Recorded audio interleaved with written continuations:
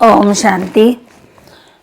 4 मार्च 2026 के बाबा के मधुर महावाक्य। बाबा कहते, मीठे बच्चे, तुम्हारा धंधा है मनुष्यों को सुजाग करना, रास्ता बताना। जितना तुम देही अभिमानी बनकर बाप का परिचय सुनाएंगे उतना कल्याण होगा। बाबा कहते, तुम्हारा कार्य है, तुम्हारा काम है, धंधा है, व्यापार है, मनुष्यों को सुजाग करना, रास्ता बताना। जितना तुम देही अभिमानी बनकर बाप का परिचय सुनाएंगे उतना कल्याण होगा। प्रश्न, गरीब बच्चे अपनी किस विशेषता के आधार पर शाहूकारों से आगे जाते हैं? गरीब बच्चे अपनी किस विशेषता के आधार पर शाहूकारों से आगे जाते हैं?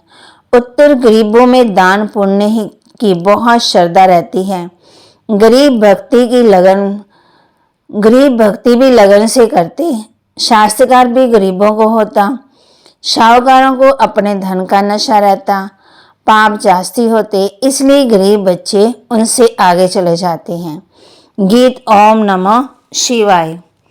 ओम शांति।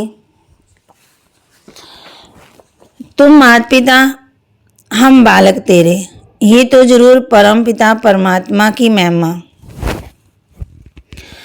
गाई हुई है। ये तो क्लियर महिमा है, क्योंकि वह रचयिता है। लौकिक माँ बाप भी बच्चे के रचयिता हैं। पारलौकिक बाप को भी रचता कहा जाता है। कहते हैं बंधु सहायक, बहुत महिमा गाते हैं। लौकिक बाप की इतनी महिमा नहीं है। परमपिता परमात्मा की महिमा ही अलग है। बच्चे भी महिमा करते हैं। ज्ञान का सागर है, नॉलेजफुल है, उनमें सारा ज्ञान है। नॉलेज कोई शरीर की पढ़ाई का नहीं, उनको ज्ञान का सागर नॉलेजफुल कहा जाता है। तो जरूर उनके पास ज्ञान है, परंतु कौन सा ज्ञान? ये सृष्टि चक्र कैसे फिरता है उसका ज्ञान है। तो वही ज्ञान का सागर पतित पावन है। श्री कृष्ण को कभी पतित पावन व ज्ञान का सागर नहीं कहते हैं। उनकी महिमा बिल्कुल ही न्यारी है। दोनों हैं भारत के निवासी। शिव बाबा की भी भारत में महिमा है। शिव जयंती भी यहाँ मनाते हैं। श्री कृष्ण की जयंती भी मनाते हैं। गीता की भी जयंती मनाते हैं। 3 जयंती मुख्य हैं। अब प्रश्न उठता है कि पहले जयंती किसकी हुई होगी, शिव की या श्री कृष्ण की? मनुष्य तो बिल्कुल ही बाप को भूले हुए हैं। श्री कृष्ण की जयंती बड़े धूमधाम से प्यार से मनाते हैं। शिव जयंती का इतना किसी को पता ही नहीं है, ना गायन है। शिव ने क्या आकर किया, उनकी बायोग्राफी का किसी को पता ही नहीं है। श्री कृष्ण की तो बहुत बातें लिख दी हैं। गोपियों को भगाया, ये किया। श्री कृष्ण के चित्रों की खास एक मैगजीन भी निकलती है। शिव के चित्र आदि कुछ है ही नहीं। श्री कृष्ण की जयंती कब हुई, फिर गीता की जयंती कब हुई? श्री कृष्ण जब बड़ा हुआ तब तो ज्ञान सुनाए। श्री कृष्ण के बचपन को दिखाते हैं, टोकरी में डालकर पार ले गए। बड़ेपन का दिखाते हैं, रथ पर खड़ा है, चक्कर लगाते हैं, 16-17 वर्ष का होगा। बाकी चित्र छोटेपन में दिखाए हैं। अब गीता कब सुनाई, तो उसी समय तो नहीं सुनाई होगी जब लिखते हैं फलाने को भगाया, ये किया। उस समय तो ज्ञान शोभे भी नहीं। बाप कहते हैं ज्ञान तो जब बुजुर्ग हो तब सुनाए। गीता भी कुछ समय बाद सुनाई होगी। अब शिव ने क्या किया कुछ पता ही नहीं है। अज्ञान नींद में सोए पड़े हैं। बाप कहते हैं मेरी बायोग्राफी का कोई को पता ही नहीं है। मैंने क्या किया, मुझे ही पतित पावन कहते हैं। मैं आता हूँ तो साथ में गीता है। मैं साधारण बूढ़े अनुभवी तन में आता हूँ। शिव जयंती तुम भारत में ही मनाते हो। श्री कृष्ण जयंती, गीता जयंती, ये 3 मुख्य है। राम की जयंती तो बाद में होती है। इस समय तो जो कुछ होता है वह बाद में मनाया जाता है। सतयुग त्रेता में जयंती आदि होती नहीं। सूर्यवंशी से चंद्रवंशी वर्षा लेते हैं और किसी की महिमा है ही नहीं। सिर्फ राजाओं की ताजपोशी मनाते होंगे। बर्थडे तो आजकल सब मनाते हैं। ये तो कॉमन बात हुई। श्री कृष्ण ने जन्म लिया, बड़ा होकर राजधानी चलाई, उसमें महिमा की तो बात ही नहीं है। सतयुग त्रेता में सुख का राज्य चला आया।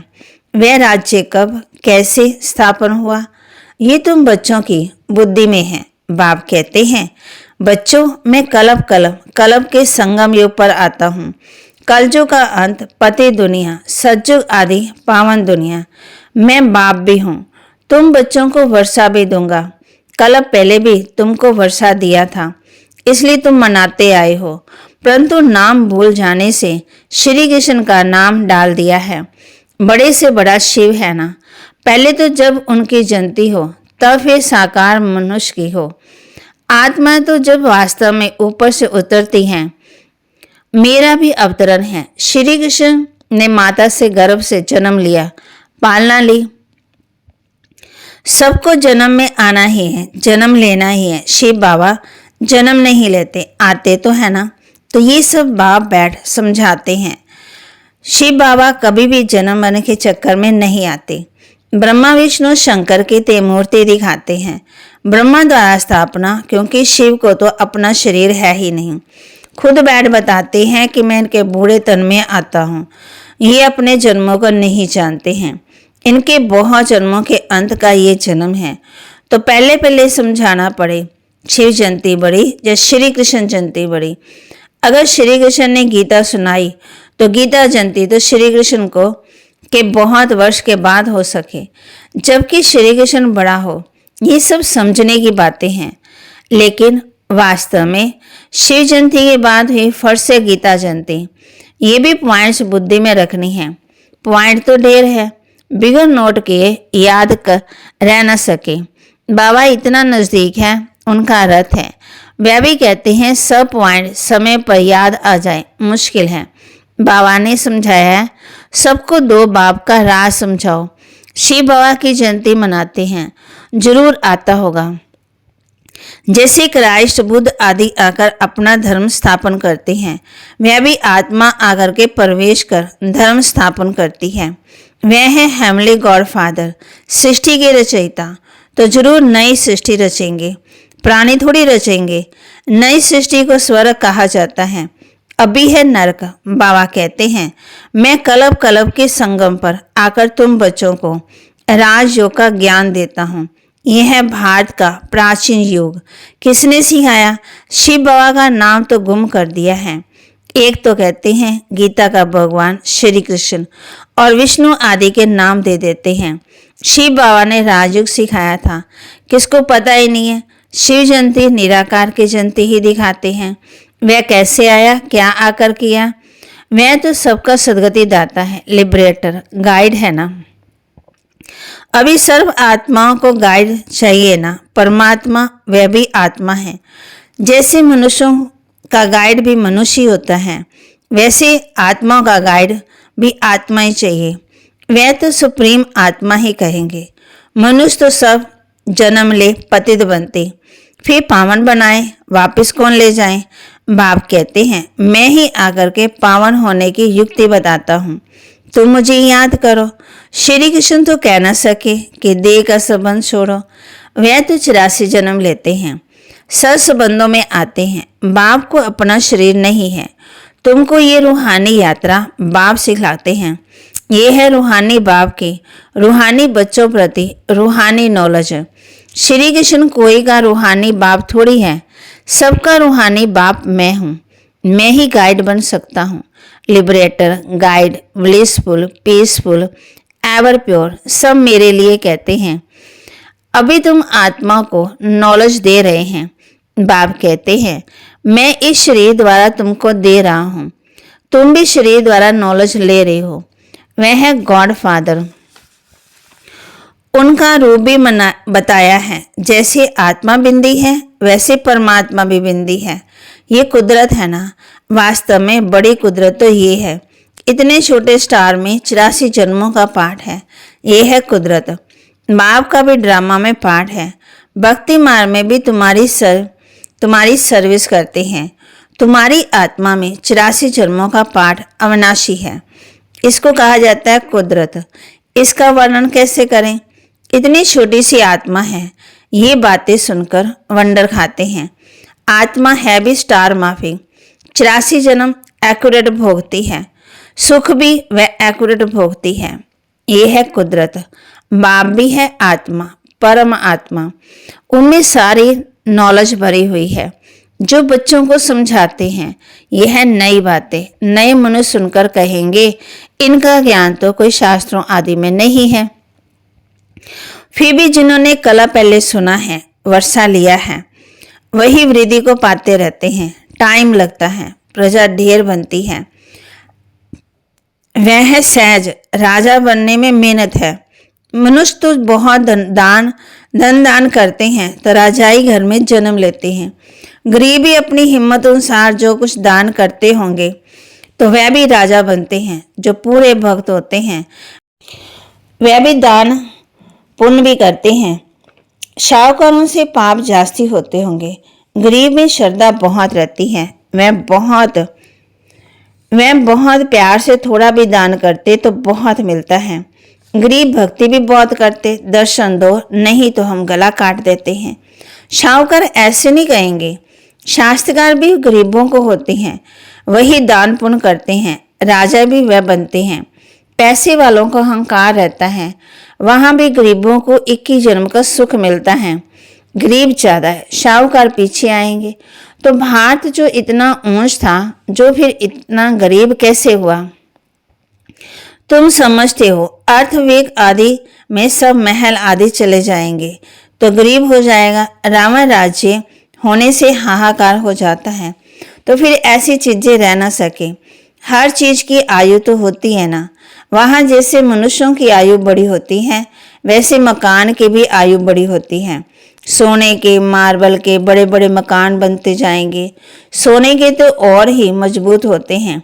नाटक में दिखाते हैं, लड़ाई होती है, मकान टूट फूट जाते हैं फिर बन जाते हैं।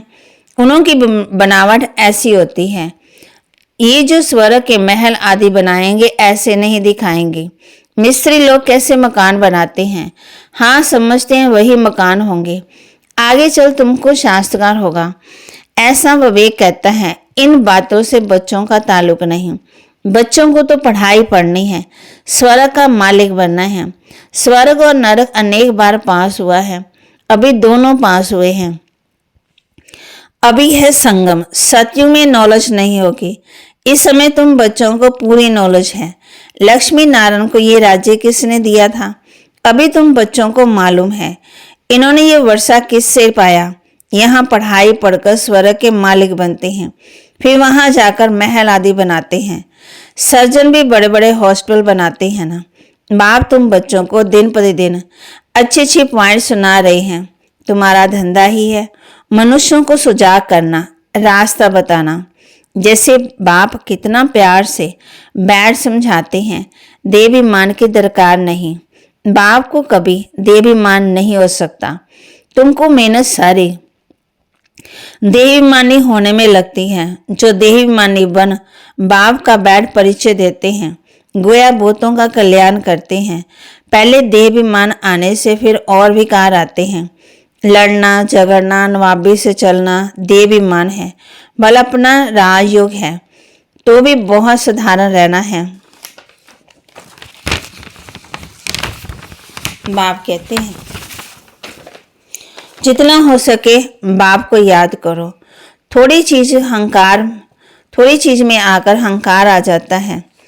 बड़ी फैशनेबल घड़ी फैशनेबल देखी तो दिल होगी ये पहने, ख्याल चलता रहेगा। इसको भी देवाभिमान कहा जाता है। ऊंची चीज होगी तो संभालना होगा, गुम होगी तो ख्याल होगा। अंत समय कुछ भी याद आया तो पदवी भ्रष्ट हो जाएगा। ये देवाभिमान की आदतें हैं। फिर सर्विस बदले डिस सर्विस भी जरूर करेंगे। रावण ने तुमको देह अभिमानी बनाया है।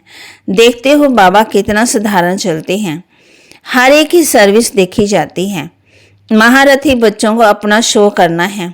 महारथियों को ही लिखा जाता है तुम फलानी जगह जाकर भाषण करो।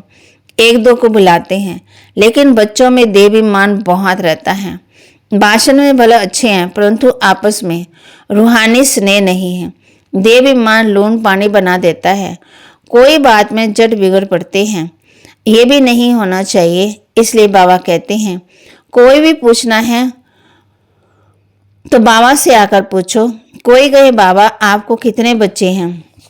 कहूँगा बच्चे तो अनगिनत हैं, परंतु कोई कपूत कोई सपूत अच्छे अच्छे हैं। ऐसे बाप को तो फरमान बरदार वफादार बनना चाहिए ना। ऐसे बाप का तो बाबा कहते आज्ञाकारी बनना चाहिए। अच्छा, मीठे मीठे सिक्के लदे बच्चों प्रति माता पिता बाप दादा का याद प्यार और गुड मॉर्निंग। रूहानी बाप की रूहानी बच्चों को नमस्ते। रूहानी बच्चों की रूहानी बाप दादा को दिल व जान सिकवा प्रेम से नमस्ते। धारणा के लिए मुख्य सार देवाभिमान में आकर किसी भी प्रकार का फैशन नहीं करना है, जास्ती शौक नहीं रखने हैं, बहुत बहुत साधारण होकर चलना है। देवाभिमान में आकर किसी भी प्रकार का फैशन नहीं करना है, जास्ती शौक नहीं रखने हैं, बहुत बहुत साधारण होकर चलना है। आपस में बहुत बहुत रूहानी स्नेह से चलना है, कभी भी लून पानी नहीं होना है। बाबा का सपूत बच्चा बनना है, अहंकार में कभी नहीं आना है। आपस में बहुत बहुत रूहानी स्नेह से चलना है, कभी भी लून पानी नहीं होना है। बाबा का सपूत बच्चा बनना है, अहंकार में कभी नहीं आना है। वरदान, अपने भाग्य और भाग्य विधाता के गुण गाने वाले, अपने भाग्य और भाग्य विधाता के गुण गाने वाले सदा प्रसन्नचित भव, सदा प्रसन्नचित भव। सभी ब्राह्मण बच्चों को जन्म से ही ताज तख्त तिलक जन्म सिद्ध अधिकार के रूप में प्राप्त होता है। तो इस भाग्य के चमकते हुए सितारे को देखते हुए अपने भाग्य और भाग्य विधाता के गुण गाते रहो तो गुण संपन्न बन जाएंगे। अपनी कमजोरियों के गुण नहीं गाओ, भाग्य के गुण गाते रहो, प्रश्नों से पार रहो, तब सदा प्रसन्नचित रहने का वरदान प्राप्त होगा। फिर दूसरों को भी सहज ही प्रसन्न कर सकेंगे। तो बाबा कहते समय संकल्प श्वास उसकी बचत करना, मनसा वाचा कर्मणा उसमें भी श्वासों समय संकल्प बचत करनी ब्राह्मण जीवन में सफलता का आधार है। एक की याद, एक बल, एक भरोसा, एका नामी। तो बाप कहते हैं हर बात में ब्राह्मण जीवन में सफलता का आधार ही है बचत, समय संकल्प श्वास उसकी बचत करनी है। अव्यक्त इशारे निश्चय के फाउंडेशन को मजबूत कर सदा निर्भय और निश्चिंत रहो। निश्चय सदा ही निश्चिंत बनाता है, और जो निश्चिंत स्थिति में रहकर कोई भी कार्य करता है वह उसमें सफल जरूर होता है, क्योंकि निश्चिंत स्थिति में बुद्धि यथार्थ जजमेंट करती है। यथार्थ निर्णय का आधार है निश्चय बुद्धि। निश्चिंत स्थिति उसमें सोचने की भी आवश्यकता नहीं रहती। बाप कहते हैं निश्चय सदा ही निश्चिंत बनाता है, और जो भी निश्चिंत स्थिति में रह कोई भी कार्य करता वह उसमें सफल जरूर होता, क्योंकि निश्चिंत स्थिति बुद्धि यथार्थ जजमेंट करती है। यथार्थ निर्णय का आधार है निश्चय बुद्धि। निश्चिंत स्थिति उसमें सोचने की भी आवश्यकता नहीं है। तो बाबा कहते पहले तो निश्चय होना चाहिए, फिर बचत, एक की याद, एकानामी, फिर अपने भाग्य विधाता के गुण गाओ तो प्रसन्नचित। फिर बाबा ने कहा है कि रूहानी स्नेह से चलना है, कभी भी लून पानी नहीं होना है, अहंकार में कभी नहीं आना है, देवाभिमान में आकर किसी भी प्रकार का फैशन नहीं करना है, बहुत बहुत साधारण होकर चलना है। बाप कहते हैं जितना याद करेंगे उतना बाप की याद आती रहेगी। बाप कहते महारथी बच्चों को अपना शो भी करना है। तो बाबा की महावाक्यों को लाइक करें, शेयर करें और सब्सक्राइब करें और अपने जीवन में जरूर धारण करें। ओम शांति।